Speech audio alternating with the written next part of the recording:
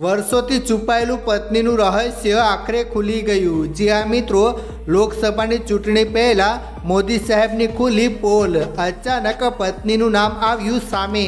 મિત્રો, લગ્ન પછી આજે ભલે જશોદાબેન તેમના સાસરે નથી રહેતા, પરંતુ વડાપ્રધાન નરેન્દ્ર મોદીએ જશોદાબેનને તેમની પત્નીનો દરજ્જો આપ્યો હતો, જેનો ઉલ્લેખ તેમના ચૂંટણી ઉમેદવારી માટે ભરાયેલા ફોર્મમાં જોવા મળી રહ્યો છે। પરંતુ હાલ તેઓ સાથે નથી રહેતા। જી હા મિત્રો, લોકસભાની ચૂંટણી દરમિયાન રાજકીય મંત્રાલયમાં તેમના અધિકારોને લઈને ઘણી ચર્ચાઓ થઈ હતી। મિત્રો, અમે વાત કરી રહ્યા છીએ મોદીના પત્ની જશોદાબેન વિશે, જેની સાથે તેમણે લગ્ન કર્યા હતા। પરંતુ હવે તેઓ ક્યાં રહે છે, શું કરે છે, સંપૂર્ણ જાણકારી માટે વિડીયો અંત સુધી જરૂર જુઓ। અહીં તમને પૂરેપૂરી માહિતી મળી જશે। મિત્રો, વિડીયોની શરૂઆત કરીએ તે પહેલાં એક લાઈક કરીને નવા આવ્યા છો તો ચેનલ સબસ્ક્રાઈબ કરી લેજો। નરેન્દ્ર મોદી અને જશોદાબેનની મુલાકાત અને છૂટા પડવાની કહાની ઘણા ભાગોથી ભરેલી છે।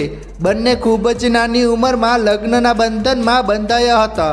ખરેખર મિત્રો, વર્ષ હતું 1968, જ્યારે ગુજરાતના વડનગરના બ્રાહ્મણવાડા ગામમાં રહેતી 15 વર્ષની જશોદાબેનના લગ્ન 17 વર્ષના નરેન્દ્ર મોદી સાથે થયા હતા। બંને જુવાનીના ઉંબરે મળ્યા હતા, પણ કદાચ કાયમ માટે અલગ થવા માટે।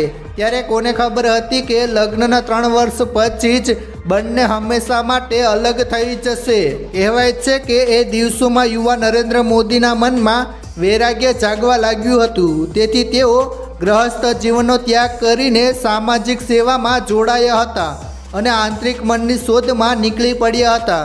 2 વર્ષ સુધી યુવાન નરેન્દ્ર મોદી બેઘર રહ્યો અને આ 2 વર્ષમાં તેણે ભારતભરમાં પ્રવાસ કર્યો અને ઘણા ધાર્મિક સ્થળોની મુલાકાત લીધી। બીજી તરફ નરેન્દ્ર મોદી ઘરેથી નીકળ્યા પછી જશોદાબેને ફરીથી અભ્યાસ શરૂ કર્યો। તેમની મહેનત રંગ લાવી અને તેઓ એક સ્કૂલમાં ટીચર બન્યા। હવે તેમનો સમય બાળકોને ભણાવવા અને ઘરના કામ કરવામાં વીતવા લાગ્યો।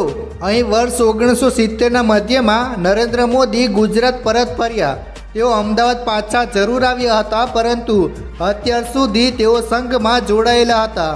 હવે તેઓ RSSના કાર્યકર બની ગયા હતા।